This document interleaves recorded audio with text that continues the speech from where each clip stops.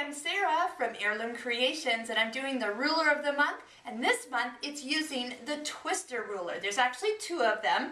There is a little twister that you use with 5-inch squares and a bigger one that you use with 10-inch squares, and it really gives you a look of a neat block without doing a lot of work. So if you like to just sew simple blocks together and with a couple borders, you can do any of the blocks that are shown in the Let's Twist book, or there's a new one called Let's Twist Again. To start with, you need to sew all your blocks together. Now, it doesn't matter in which color order that they go in. It looks good no matter how you finish it. The key is what you put as the border. That kind of gives it some background to the colors that you use on the inside. So they don't have to be as distinct as what you see here with the blue and the white.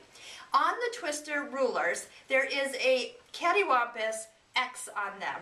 Now, when we used to do this back in the day, we had square dance, if you remember that, but all we had was template. You cut out your template, you placed it on here, but there's a seam right here, so it was kind of hard to balance, and you definitely didn't want to work with a rotary cutter. It would sometimes go a little sideways. You didn't want to cut yourself. The twister rulers have these little legs on them, so that makes it so as we position these over the intersections of our square, as we're going to do, then the seam allowance is held, the ruler doesn't move, and you can use your rotary cutter with ease.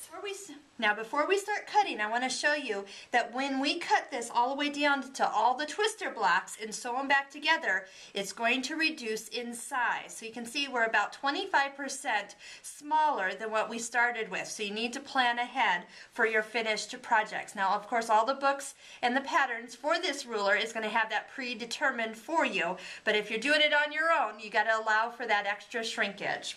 Okay, so I have one of these started in the cutting, because once we cut, it's kind of neat to see how this actually all comes together. So we're going to take our twister, and back to where that X is on the ruler, we'll be placing that at any of the intersections, actually all intersections. It will be cutting a square, and there's going to be a slight, about a 1/4 inch distance between all these when we're actually done, and a little waste that's going to come out between the blocks. And you also cut the borders, and that's why it's important to have your borders all sewn on.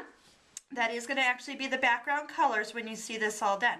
So we're going to go ahead and just cut around. What's nice is you can extend your rotary cutter past the ruler. It will kind of go into that part that's going to get actually removed, so it won't actually make a big difference there.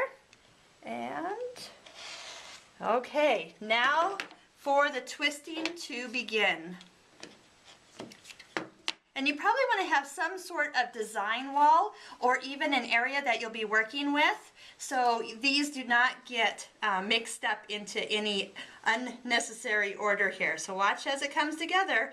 These blocks are just going to you just twist them into place, and you'll see those pinwheels starting to take shape. Here's the borders. Now, one thing I love about this block, it is so forgiving. And once again, all you're going to do is sew these blocks together, so no triangles, no nothing special here. Is these intersections at this point, they're all the same color, so if they're not just perfect, your eye is not going to be drawn to that. So it's a great project for any beginner.